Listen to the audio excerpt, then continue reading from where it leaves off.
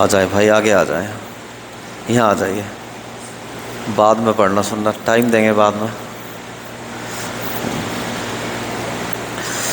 نحمدہ ونصلی علی رسولہ الکریم، اما بعد فاعوذ باللہ من الشیطان الرجیم، بسم اللہ الرحمن الرحیم۔ ان اول بیت وضع للناس للذی ببکۃ مبارکا وہدی للعالمین فیہ آیات بینات مقام ابراہیم ومن دخلہ کان آمنا وللہ علی الناس حج البیت من استطاع الیہ سبیلا۔ آمنت باللہ صدق اللہ مولانا العظیم وصدق رسولہ النبی الکریم ونحن علی ذلک من الشاہدین والشاکرین والحمد للہ رب العالمین۔ میرے محترم بزرگوں، بھائیوں اور دوستوں، حج بیت اللہ سے متعلق بیان کا سلسلہ چل رہا ہے۔ آج بھی دیکھیں میں اس عنوان سے متعلق کچھ باتیں آپ کی خدمت میں رکھوں گا کہ خانہ کعبہ سے ہمیں اس قدر محبت کیوں ہے، کعبۃ اللہ ہمیں ہر دل عزیز کیوں ہے۔ اس عنوان سے متعلق آج کچھ باتیں میں آپ کی خدمت میں رکھوں گا۔ بس آپ اللہ رب العزت سے دعا فرما دیں کہ صحیح صحیح باتیں میری زبان سے کہلوا دے اور ہم سبھی کے لیے ان باتوں کو کارآمد اور نفع بخش بنا دے۔ دیکھیں، جب اللہ رب العزت نے اس کائنات کو بنایا تو ابتدا میں ہر طرف ہر جگہ پانی ہی پانی تھا۔ اس پانی کے اوپر ایک بلبلہ نمودار ہوا جو پھیلتا چلا گیا اور یوں زمین وجود میں آ گئی۔ جس جگہ سے وہ بلبلہ اٹھا وہ جگہ پوری دنیا کا مرکز بنی، اس لیے اس جگہ کو اول عالم کہا جاتا ہے، یعنی دنیا کا شروع۔ اس جگہ کو وسط عالم کہا جاتا ہے، یعنی دنیا کا بیچ۔ اس جگہ کو مرکز عالم کہا جاتا ہے، اسے بیت اللہ کہا جاتا ہے، اسے اللہ رب العزت کا گھر کہا جاتا ہے۔ اسے اللہ رب العزت کا گھر اس لیے کہا جاتا ہے کہ اللہ رب العزت کی خاص تجلیات ہر دم وہاں اتر رہی ہوتی ہیں، نازل ہو رہی ہوتی۔ یوں سمجھ لیجئے کہ وہ تجلیات ذاتیہ نور کا ایک پرنالہ ہے جو عرش کے اوپر سے آ رہا ہے اور زمین کے نیچے تحت الثری تک جا رہا ہے۔ ہم اپنی نماز میں انہی تجلیات کی جانب متوجہ ہو کر میرے پیارے بھائیوں سجدہ ریز ہوتے ہیں۔ ہم اپنی نماز کے اندر یہی نیت تو کرتے ہیں متوجہاً الی جہت الکعبۃ الشریفہ، کہ اپنا رخ کیے ہوئے کعبہ شریف کی طرف۔ لہٰذا کوئی بندہ کرۂ ہوائی کے اندر ہوائی جہاز میں سفر کر رہا ہو، یا کوئی خلاباز خلا کے اندر ہو، یا ہمارا کوئی بھائی سمندر کے اندر کئی کلومیٹر نیچے چلا جائے اور وہاں نماز پڑھنا چاہے تو میرے پیارے بھائیوں وہاں بھی نماز پڑھ سکتا ہے۔ ضروری نہیں کہ وہ کعبہ اس کے سامنے ہی ہو، بلکہ اگر سمت صحیح ہوگی تو ہمارے اس بھائی کی نماز ہو جائے۔ یہ اللہ رب العزت نے ہمارے اوپر بڑی مہربانی فرمائی کہ سمت کا تعین فرما دیا، ورنہ یاد رکھیں اگر سمت کے تعین کے بغیر نماز پڑھنے کا حکم ہوتا تو یقیناً ہم پریشان ہو جاتے۔ ہمارا کوئی بھائی مشرق کی طرف رخ کر کے کھڑا ہوتا، کوئی مغرب کی طرف رخ کر کے کھڑا ہوتا، اس طرح نہ تو نماز میں مرکزیت رہتی، نہ یکجہتی رہتی، اور نہ ہی طبیعتوں کو پوری طرح سکون ملتا۔ اسی طرح دیکھیں، ایک اور بات یاد رکھیں، اگر بیت اللہ شریف دنیا کے اندر نہ ہوتا، اگر بیت اللہ شریف دنیا کے اندر نہ ہوتا تو انسان کے لیے محبت الہی کے جذبے کو پورا کرنا مشکل ہو جاتا، کیونکہ اللہ رب العزت تصور میں آ ہی نہیں سکتے۔ اور یہ حقیقت ہے کہ اگر محبت کرنے والے کو اپنا محبوب نظر نہیں آتا تو پھر وہ محبوب کی نشانیوں سے سکون پا لیتا۔ اللہ رب العزت نے دنیا کے اندر بیت اللہ شریف کو اپنی نسبت عطا کر کے یہ فرما دیا کہ بیت اللہ میرا گھر ہے۔ اب مومن بندہ جب دنیا کے اندر بیت اللہ شریف کا دیدار کرتا ہے تو اسے سکون ملتا ہے کہ یہ میرے رب کا گھر ہے اور میں نے اپنے رب کے گھر کو دیکھ لیا۔ دیکھیں، مجنو کے بارے میں مشہور ہے کہ ایک مرتبہ مجنو بیٹھا ہوا کسی کتے کے پاؤں کو بوسے دے رہا تھا، ایک کتے کے پاؤں چوم رہا تھا۔ پوچھنے والے نے پوچھا کہ مجنو یہ کیا بات ہے؟ کہنے لگا کہ بھائی یہ کتا جو ہے وہ میرے محبوب کے گھر کے قریب سے ہو کر کے گزرا ہے، یہ کتا لیلا کے گھر کے قریب سے ہو کر کے گزرا ہے، اس لیے میں بیٹھا ہوا اس کے پاؤں کو بوسے دے رہا ہوں۔ دیکھیں، چونکہ محبوب سے محبت ہوتی ہے اس لیے اس کے گھر، اس کے گلی کوچے سے بھی محبت ہو جاتی ہے۔ ایک مومن بندہ چونکہ اللہ رب العزت سے محبت کرتا ہے اس لیے اسے سرکار دو عالم صلی اللہ علیہ وسلم سے بھی محبت ہوتی ہے، اسے قرآن مقدس سے بھی محبت ہوتی ہے، اسے شاعر اللہ سے بھی محبت ہوتی ہے، اسے اللہ والوں سے بھی محبت ہوتی ہے۔ چونکہ یہ سب محبوب حقیقی کی نشانیاں ہوتی ہیں اس لیے ایک مومن بندہ ان تمام کو دیکھ کر کے خوش ہو جاتا ہے اور اب اس کے لیے نماز کے اندر یکسوئی کا حاصل کرنا آسان ہو جاتا ہے۔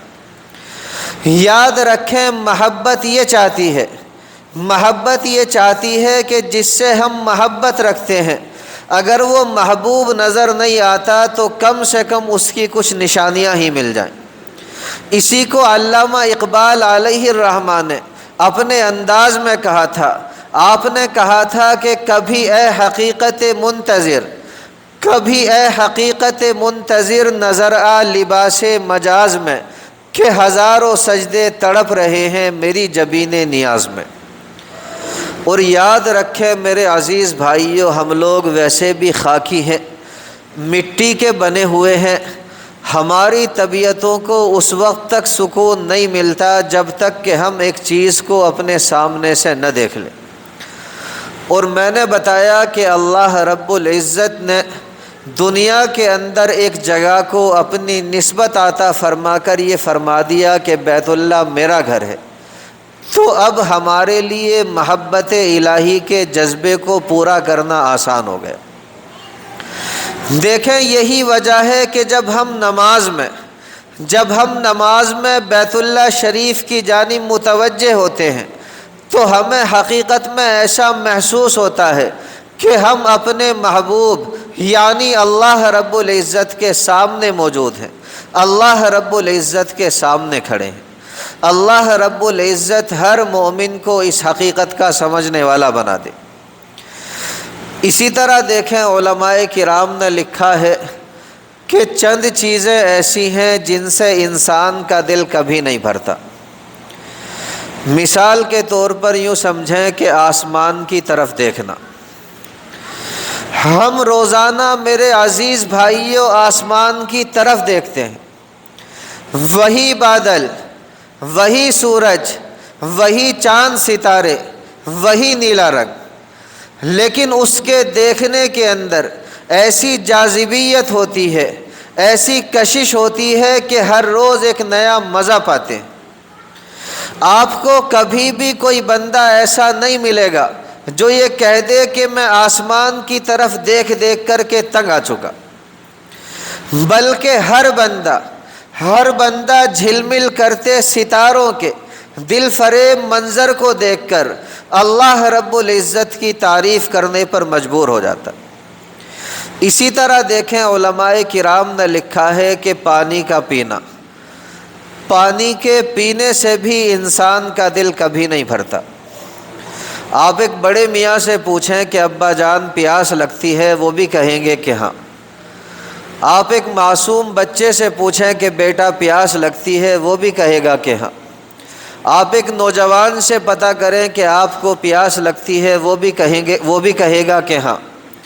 آپ کو کبھی بھی کوئی بندہ ایسا نہیں ملے گا جو یہ کہہ دے کہ میں پانی پی پی کر کے تنگ آ چکا، بلکہ دیکھیں سرکار دو عالم صلی اللہ علیہ وسلم کو ٹھنڈے پانی کا اتنا اہتمام تھا، آپ کو ٹھنڈا پانی اتنا پسند تھا کہ آپ کے لیے ٹھنڈا پانی بیر غرس، یہ ایک کنواں تھا جو مدینہ منورہ سے تقریباً 2.5 میل کے فاصلے پر تھا، اس کنویں سے آپ کے لیے پانی لایا جاتا۔ اس کنویں کا پانی بڑا ٹھنڈا ہوتا تھا، اس کا پانی بڑا صاف شفاف اور میٹھا ہوتا تھا، آپ صلی اللہ علیہ وسلم کو بڑا پسند تھا۔ آپ صلی اللہ علیہ وسلم نے یہ وصیت بھی کی تھی کہ میرے وصال کے بعد، میرے انتقال کے بعد مجھے اسی کنویں کے پانی سے غسل دیا جائے۔ تو پتہ چلا کہ پانی کے پینے سے بھی انسان کا دل نہیں بھرتا۔ اسی طرح علماء کرام نے لکھا ہے کہ قرآن مقدس کا پڑھنا، قرآن مقدس کے پڑھنے سے بھی انسان کا دل کبھی نہیں بھرتا۔ اللہ رب العزت نے قرآن مقدس کے اندر ایسی جاذبیت رکھی ہے، ایسی کشش رکھی ہے کہ جن حضرات کو قرآن پاک پڑھنے کا لطف نصیب ہو جاتا ہے ان کا دل کبھی بھی قرآن مقدس کے پڑھنے سے نہیں بھرتا۔ اور یہ بھی آپ کو بتا دوں میرے عزیز بھائیوں، یہ لطف ہر ایک بندے کو حاصل نہیں ہوتا۔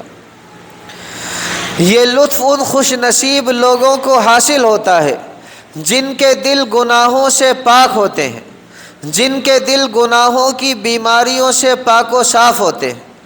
ایسے لوگ قرآن مقدس کو پڑھتے ہیں، بلکہ بار بار پڑھتے ہیں، بلکہ آپ کہیں کہ جتنا زیادہ پڑھتے ہیں اتنا ہی اور پڑھنے کو دل چاہتا ہے۔ آپ ان حفاظ کو دیکھ لیں، آپ ان قراء کو دیکھ لیں، آپ ان علماء کو دیکھ لیں، ان کی ساری زندگی ہو جاتی ہے قرآن مقدس کے پڑھتے پڑھاتے، ان کی ساری زندگی گزر جاتی ہے قرآن مقدس کو سنتے سناتے، لیکن ہر روز ایک نیا مزہ پاتے۔ آپ کو کبھی بھی کوئی بندہ ایسا نہیں ملے گا جس کو اللہ رب العزت نے عقل کی دولت سے نوازا ہو اور وہ آپ کے سامنے یہ کہہ دے کہ بھائی میں قرآن مقدس پڑھ پڑھ کر کے تنگ آ چکا۔ ہاں البتہ ایسے بے شمار افراد ملیں گے جو یہ کہیں گے کہ جی مولانا جتنا قرآن مقدس کو پڑھتے ہیں سچ میں اتنا ہی اور پڑھنے کو دل چاہتا ہے۔ تو پتہ چلا کہ قرآن مقدس کے پڑھنے سے بھی انسان کا دل کبھی نہیں بھرتا۔ اسی طرح علماء کرام نے لکھا ہے کہ بیت اللہ شریف کی طرف دیکھنا، بیت اللہ شریف کی طرف دیکھنے سے بھی انسان کا دل کبھی نہیں بھرتا۔ دیکھیں جن حضرات کو اللہ جل جلالہ نے بیت اللہ شریف کا دیدار کرنے کی سعادت سے نوازا ہے، وہ میری اس بات کی تصدیق کریں گے کہ جب انسان بیت اللہ شریف کے اوپر نگاہ ڈالتا ہے تو سچ میں جتنی زیادہ نگاہیں پڑتی ہیں اتنا ہی اس کا حسن جو ہے وہ دوبالا ہو جاتا اور دل کرتا ہے کہ بس بیٹھا میں اللہ رب العزت کے گھر کو دیکھتا رہوں۔ دیکھیں وہاں نور ہی نور ہوتا ہے، وہاں کا منظر اتنا دلکش اور ماحول اتنا پرسکون ہوتا ہے کہ انسان وہاں جا کر کے ساری دنیا کو بھول جاتا ہے۔ سچی بات یہ ہے کہ وہاں کی دنیا ہی کچھ اور ہے۔ جس طرح ایک شہنشاہ کا دربار ہوتا ہے اور اس کے دربار کے اندر ایک عظمت دیکھنے میں آتی ہے، اسی طرح وہاں پر اللہ رب العزت کی عظمت، اللہ رب العزت کی شان و شوکت دیکھنے میں آتی۔ اللہ رب العزت ہر مومن کو اپنی زندگی کے اندر بار بار اس سعادت سے نوازے۔ دیکھیں آپ حضرات نے دنیا کے اندر میرے عزیز بھائیوں لوہے کا مقناطیس دیکھا ہوگا جسے ہم چمک کہتے ہیں۔ اس کی خاصیت یہ ہے کہ وہ جہاں کہیں بھی ہو لوہے کو اپنی طرف کھینچتا ہے، اور لوہا اس کی طرف کھینچتے کھینچتے بالآخر اس سے چمٹ جاتا ہے، لپٹ جاتا ہے۔ اگر آپ کو دنیا کے اندر انسانی دلوں کا مقناطیس دیکھنا ہو تو آپ میرے عزیز بھائیوں بیت اللہ شریف کو دیکھ لیں۔ اس کو دیکھنے کے لیے ہر مومن کا دل کھنچتا ہے۔ دیکھیں کیا مرد کیا عورت، اسی طرح کیا امیر کیا غریب، اسی طرح کیا صحت مند اور کیا ایک بوڑھا ضعیف، آپ جس سے بھی پوچھ لیں اس کے پاس جانے کے لیے گنجائش ہو نہ ہو، اس کے پاس جانے کے لیے پیسے ہو نہ ہو، لیکن اس کے دل کے اندر ایک تڑپ ضرور ہوگی۔ وہ راتوں کو اٹھ کر، وہ تنہائیوں میں رو کر اللہ رب العزت سے دعائیں مانگتا ہوگا، اللہ رب العزت کے سامنے روتا اور گڑ گڑاتا ہوگا کہ مولا کبھی تو مجھے بھی قبول فرما لے کہ میں بھی تیرے گھر کا طواف کروں۔ رب کریم وہ لوگ کتنے خوش نصیب ہوتے ہیں جو احرام باندھ کر کے نکلتے ہیں، لبیک اللہم لبیک پڑھ رہے ہوتے ہیں، کوئی تیرے گھر کا طواف کر رہا ہوتا ہے، کوئی مقام ابراہیم پر سجدہ ریز ہو رہا ہوتا ہے، کوئی غلاف کعبہ پکڑ کر دعائیں مانگ رہا ہوتا ہے، اور کوئی ملتزم سے جا کر کے لپٹ جاتا ہے، چمٹ جاتا ہے۔ رب کریم میرے لیے بھی اسباب پیدا فرما دے تاکہ میں بھی اپنی اس دیرینہ خواہش کو پورا کر سکوں۔ اور میرے عزیز بھائیوں، سچی بات یہ ہے کہ جو حضرات وہاں پہنچتے ہیں وہ پیچھے نہیں رہتے، وہ مطاف کے اندر آتے ہیں، طواف کرتے ہیں، اور طواف کرتے کرتے بالآخر ملتزم سے لپٹ جاتے ہیں، چمٹ جاتے ہیں۔ اور حدیث مبارکہ کے اندر آتا ہے کہ سرکار دو عالم صلی اللہ علیہ وسلم ملتزم سے اس طرح لپٹ جاتے تھے جیسے ایک دودھ پیتا بچہ اپنی ماں کے سینے سے لپٹ اور چمٹ جاتا ہے۔ اور حدیث مبارکہ سے پتہ چلتا ہے کہ ملتزم سے لپٹ کر بندہ اللہ رب العزت سے جو بھی دعا مانگتا ہے اللہ رب العزت اس کی اس دعا کو ضرور قبول فرماتے ہیں۔ یہ کچھ باتیں آج میں نے آپ کے سامنے رکھی، آنے والے ہفتوں میں انشاءاللہ ثم انشاءاللہ اور بھی تفصیل کے ساتھ آپ کے سامنے رکھوں گا۔